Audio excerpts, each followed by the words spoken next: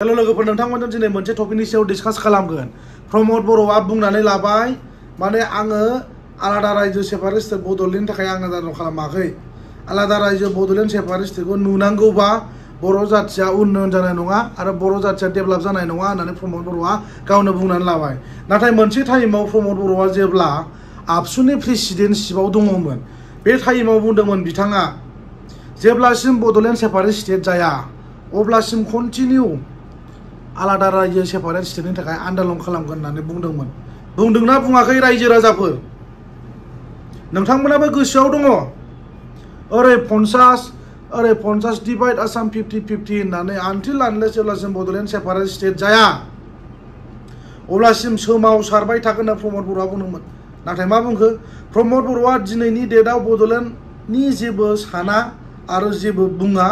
बिथाङा खालि शान्ति फैबाय होननानै बुंबाय थायो, नाथाय दिनैसिमबो बाव शान्ति गैया। प्रमद बर'नि जि आन्दालन बे आन्दालना अनलि हाग्रामा महिलारि बिथांनि सिटखौ सेनायमोन। दिनै फाइनालि प्रुभ जाबाय। जोंनि रायजो राजाफ्रा ओंखायनो बयबो कनसियास जानांगौ।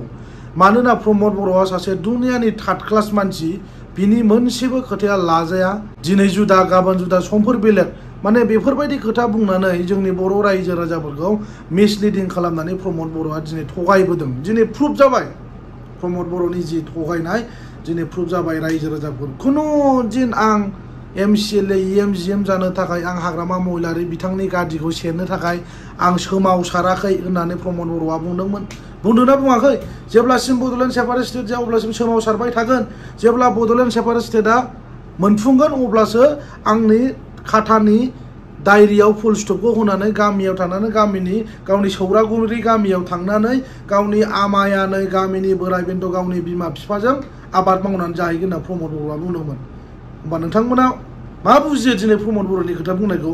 अब्ला जोंनि बर' रायजो राजाया मानो प्रमद बर'जों मानो थगायजानांगौ रायजो राजाफोर? ओंखायनो बयबो जोंनि बर' रायजो राजाफ्रा सांग्रां जानांगौ रायजोफोर। Thank you.